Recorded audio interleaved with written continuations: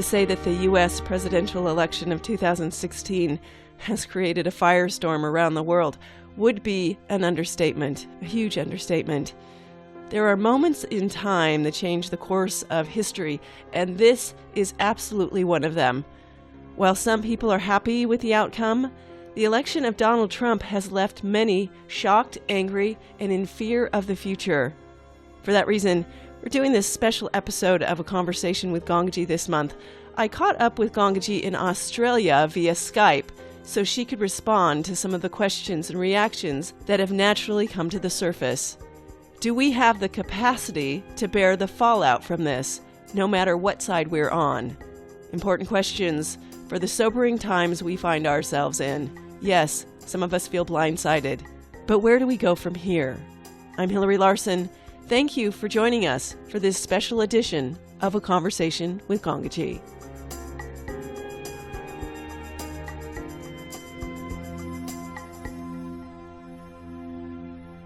With the events that have happened over the last few days, I got several messages and texts, and people really wanted to hear your viewpoint, your experience, and your ray of hope on all that's happened in the last few days that have been so shocking for most of us and heartbreaking for most of us.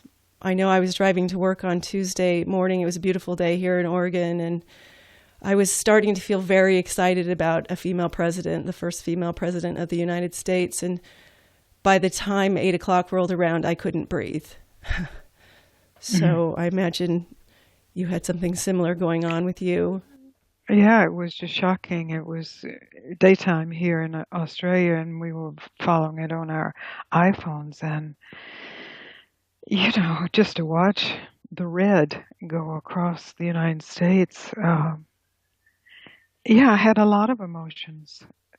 I like most people, expected Hillary to win, and it's a shocking thing. And I was speaking to a group of people last night here in Australia at a meeting, and I called it a catastrophe. And I think that when there are catastrophes, this election catastrophe, we have to recognize that they come from some place. And in that sense, they're natural. And really, I was comparing it to the tsunami that happened in Indonesia and actually affected a lot of vacationing Australians, as well as many other innocent people. That it was a force of nature, an act of nature, and yet it caused enormous heartbreak. So I think we can see this. One way of seeing it is that it comes as a natural result of fear and anger and despair for many people, and then someone reaches up to capture that, and in my view, that someone is Trump, and I think it's a catastrophe. I don't know what will happen, but I think we have to accept that and mourn that, and then see how we can rebuild, see who is subject to harm, how we can protect them, and not fall into a spiritual escape hatch of all is perfection or this is necessary. That may be true, but in the moment, the disease has struck, and we have to tell the truth about that. I was able to gather quite a few reflections from different people, and I want to share as many of those as I can with you for this particular special episode we're doing. So I'm going to start with the heat. And I have a couple of people that I wanted to share their experience with. And this first one comes from Leanne. And Leanne was very clear on how she feels. And she says, I know family members of mine have voted for Trump, my sister and her husband. They are white, privileged, Jewish, upper middle class, and really have never seen hard times. I can feel in me a very strong desire to absolutely attack them, move away, truly a desire to end the relationship based on their voting.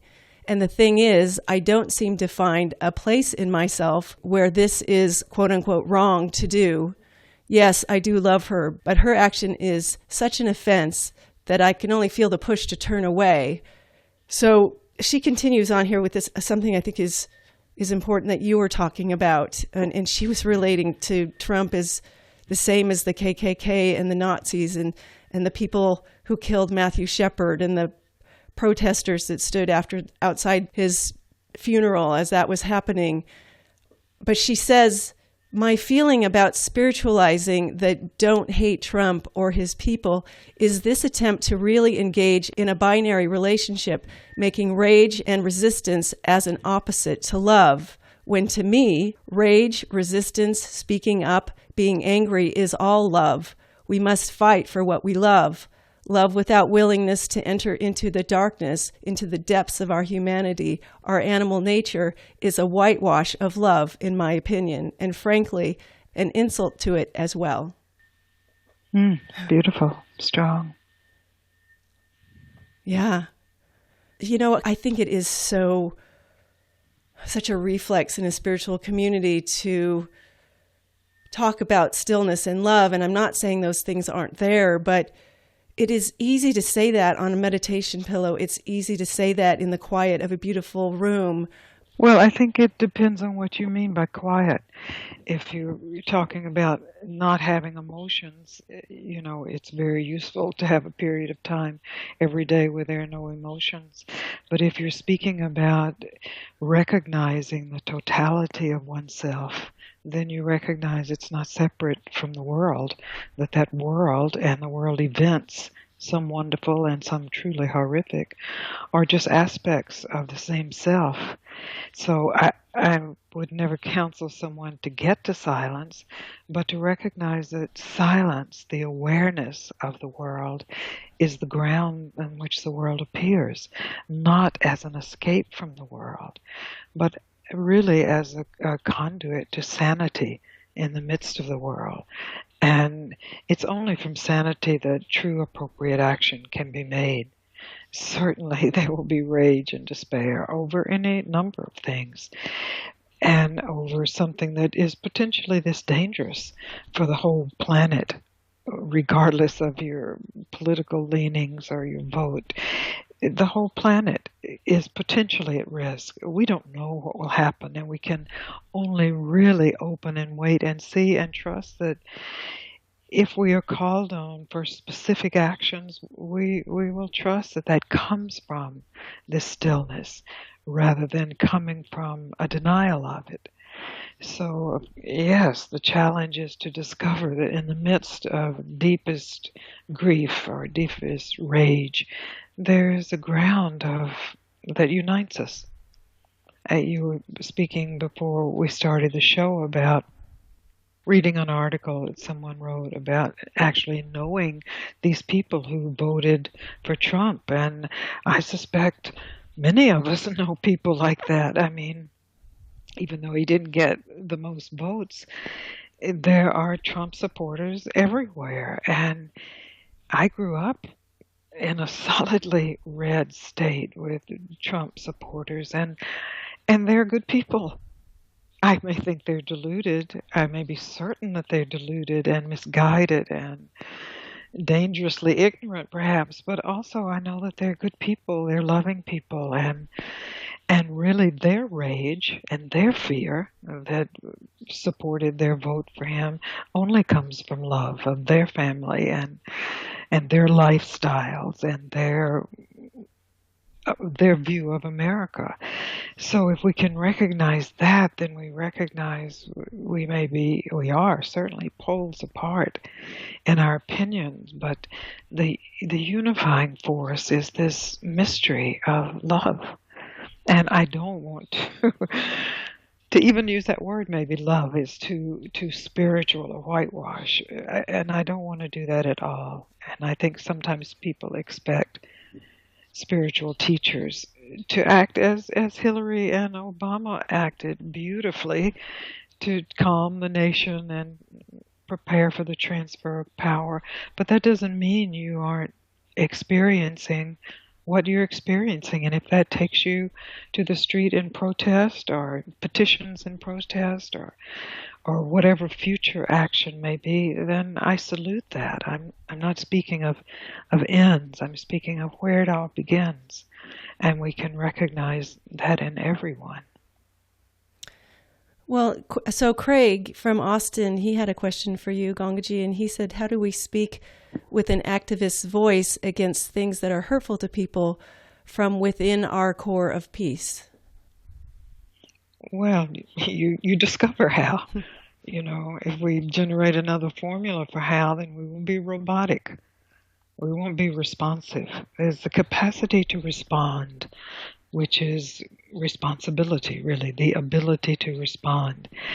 But we try to formulate that as a spiritual person or from peace if we're really willing to open to not knowing how, to suspend our idealizations of how and just open and discover and be willing to see when we make a mistake, when it's not productive or it doesn't work or it simply adds to the fire, and correct the mistake.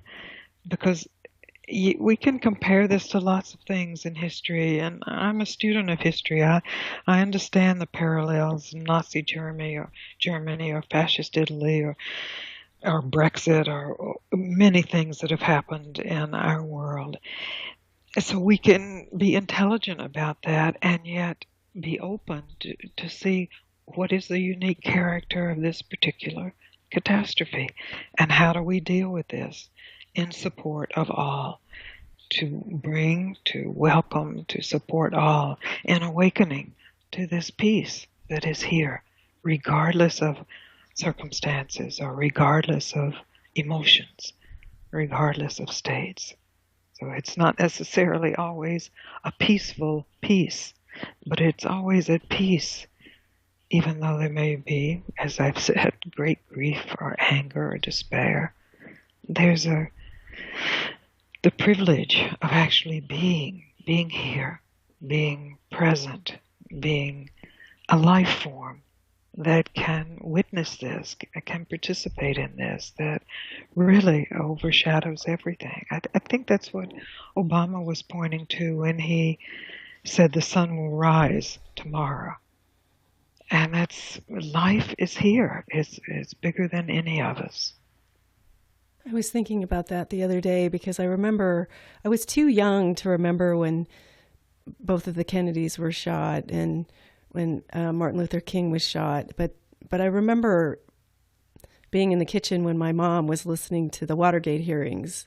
And I remember the day that Nixon resigned. And we all remember 9/11. And then we remember the day that the bombing started in Afghanistan. And I was reading your, few words with Gangaji this week, and it was so clear to me that I am still here. I am here. Yes. And deeper than before. That these events that wake us out of childhood, out of a kind of childhood naivete, that show us what's possible in our own free land, are deepening agents. And I don't mean that in a purely self-involved spiritual sense, but deepening so that we can actually bring a deeper consciousness to the table of what it means to our democracy, to the world, to the planet, to each other.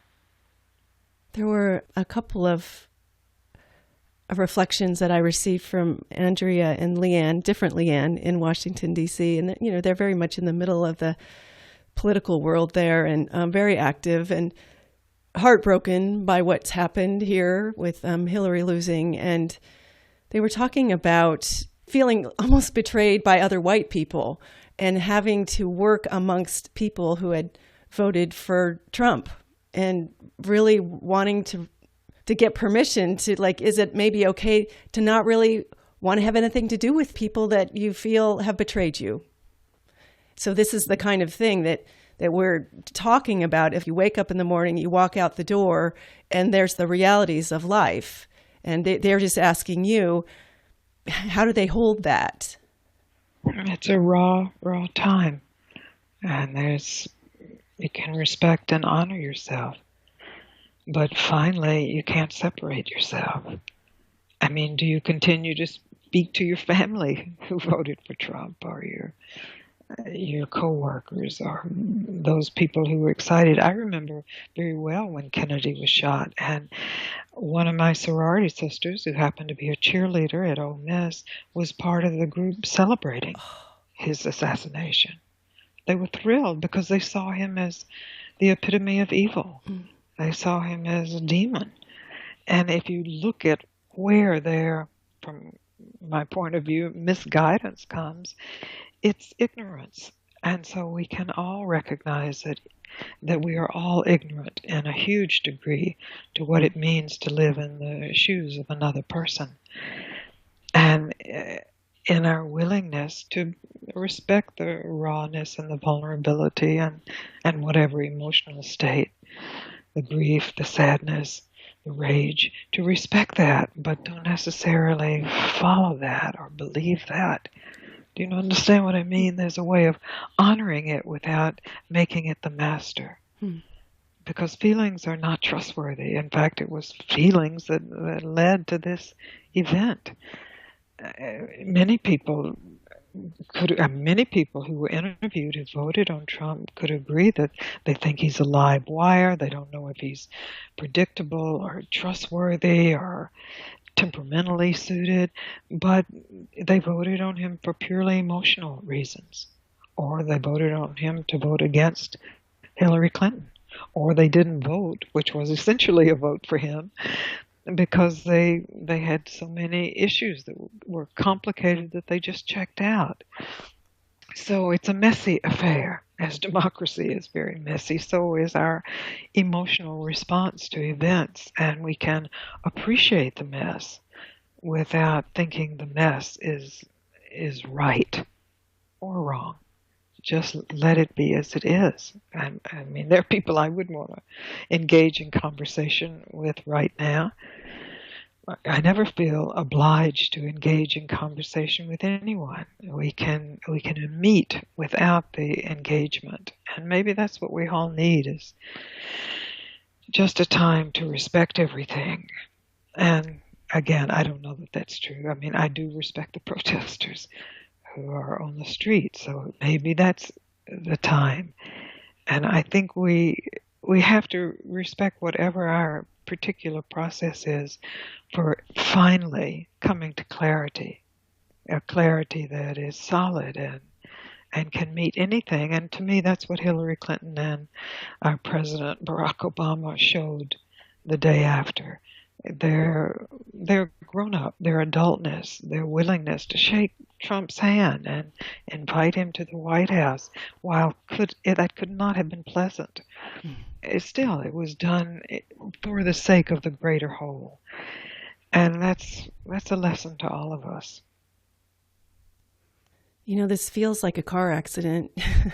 Yeah. When you didn't feel it, you didn't see it coming. And then you spend these days with moments going, actually, this feels like it couldn't have happened. And then there's the direct blow even to the body. And when I emailed you and asked you if you would be interested in doing this special, I joked with you that somebody had texted me and said that they were relying on chocolate and Xanax. And I was like, well, that's not such a bad idea. But it does, I mean, in all seriousness, it does feel like a huge assault to the psyche, to the heart, to the body. And I've had people tell me that they had their grown children calling them in the middle of the night in tears, sobbing. Well, it's really beautiful, too, that people care so much, that it's not just business as usual, that we were and are involved in our political process. And I don't separate that from our spiritual life. That's just the way I'm made as a form. I'm always interested in the political outcome. So I really think it's beautiful and painful. Though when the heart breaks, it's painful.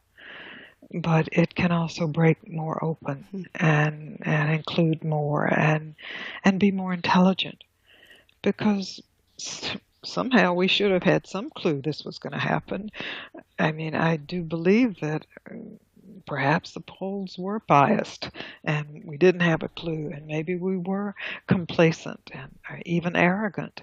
And so in that sense, we've been profoundly humbled by not knowing the country we live in, by not knowing what would appeal to certain people.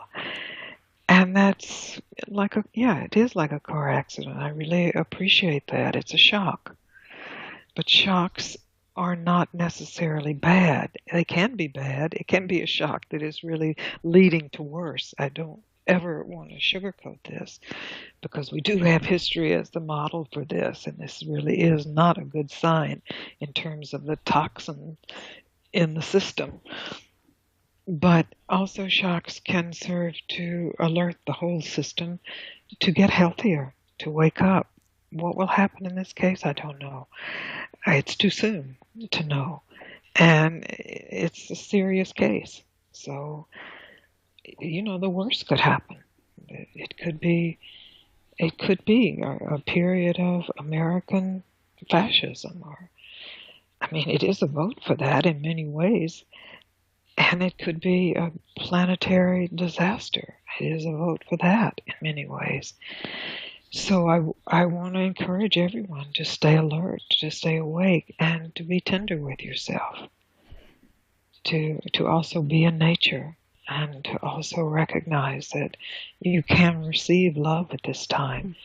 You can receive the peace that is inherent to your being without betraying your intelligence of fighting for the planet, of fighting for justice, of fighting for inclusion of all people, of all kinds. So that's our challenge, is what it feels to me, and also the challenge to recognize that many of our brothers and sisters don't agree with us at all, are diametrically opposed to us. And that's the reality. And where do we go from here? That's the discovery. I'd have to say that I can barely tolerate the sound of Donald Trump's voice, and I can barely stand looking at him. I'm just being honest with you. And the idea of having to hear his voice for 4 more years feels unbearable to me. And Phil had a question that I think you addressed in some way when we did the show When We Disagree, like 3 or 4 months ago, maybe 3 months ago. And Phil says, is Trump in some way representing our shadow side? If so, how do we relate or respond to that? And I think that's what I'm talking about, is when you have something in front of you or a person that's so abhorrent, is there some reflection? Is there some way of inquiring into that? You can bear it. You may not want to bear it. It may be extremely grating, and you certainly have permission to turn it off. But the truth is, you can bear it. You have enormous capacity, and it's here. And to me, again, that's what Obama was making clear to us, and Hillary, that it's here. This is the president-elect. And that's what we can open to, the horror of that. And in that opening, there is a deepening of intelligence. You can say he's not your president, and I understand that, but you can still open to the fact that he's here as well as you are here.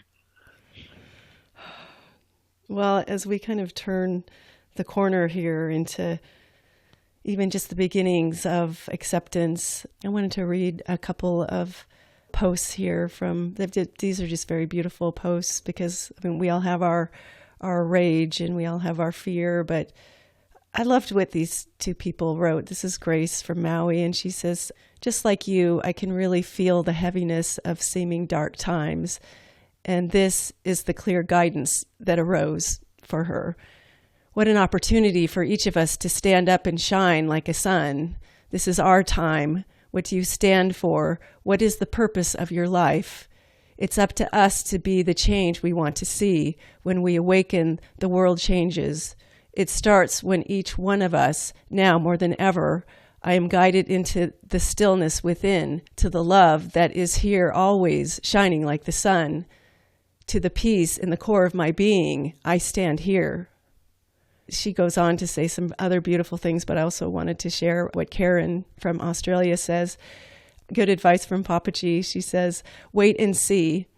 It's just so important to feel it first, fully, all the way through. Spiritual slogans, sidestep, shock, grief, brokenheartedness, hopelessness, and disgust, and deny it in others. This has to be met. Anything else is denial and running away. The rallying together has begun. Hearts and arms and families and communities are coming together. Be present, wake up, and get on board, one radiant heart at a time.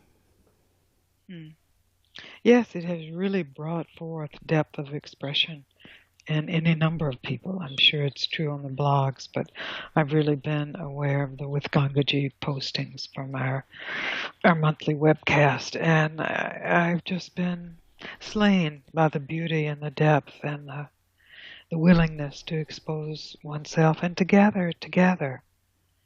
You know, I was looking, just happened to turn on some movie on the TV. It was a documentary about the war in World War II and Australia's involvement and the Japanese. And, you know, that is real horror. This that has happened may lead to that, may lead to real horror. But in this very moment, we are not at war. We are certainly participating in wars all over the globe, but in this moment, those of us listening to this are not at war. It can be so much worse than it is now, and it may get worse. But to use the truth of what is here now as a ballast and a strengthener for the capacity to experience and then discover what your part is. This is our possibility. This is how we can support each other. So beautiful. I mean, when I look at a couple months ago, I thought to myself, just the thought floated through my head that he might possibly win, and the thickness and the suffocation I felt, it felt unbearable. And yet it's true, we all survived it. We're here today.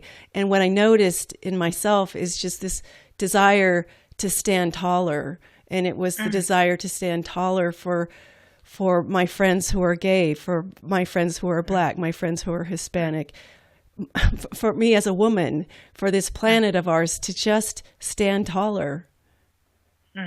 That's it, Hillary. You've said it. That's it. To not be squashed by this. To not be distorted by this. To not be made in the image of hate by this. You know, I did want to say one thing, too. I mean, we are speaking in actually very privileged positions, you and I, because we are white, we are citizens, and we aren't directly, at this point, threatened for our viewpoint. We still do have freedom of speech. But there are many people in our country who are directly threatened by this, and this is a much more serious event for them, and I really just want to extend our support and our capacity to stand tall, as you said, with and for them too. We all have our internal navigation system, so to speak, and we can choose to go in any direction we want, but I appreciate that you are a reset for us all, and I appreciate so much this time you've taken, this extra time of doing this all the way from Australia. It means a lot to all of us. It means a lot to me, and that's maybe this unforeseen beauty of this catastrophe, is that it brings us closer together. We can support each other.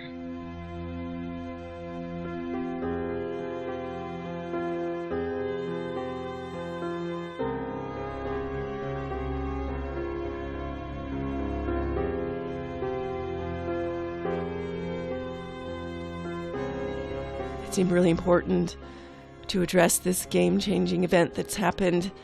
And I hope this special episode of A Conversation with Gangaji has brought some clarity to you all. It's such a big thing we're going through right now. We had planned on releasing the call for help this month, but now that'll be next month. It'll be for December. Coming up later in the week, we're looking forward to the official launch of a new show from Gangaji Radio. Many of you already know about it. A good number of you actually made this show possible through your donations. This new show is called Epiphany. Gangaji will be talking about this new show and what it means to her as we launch the first episode, The Medicine Woman. So that's later this week. Thank you for joining us all for this really important conversation. I'm Hillary Larson. Take good care, everyone. We'll see you next time.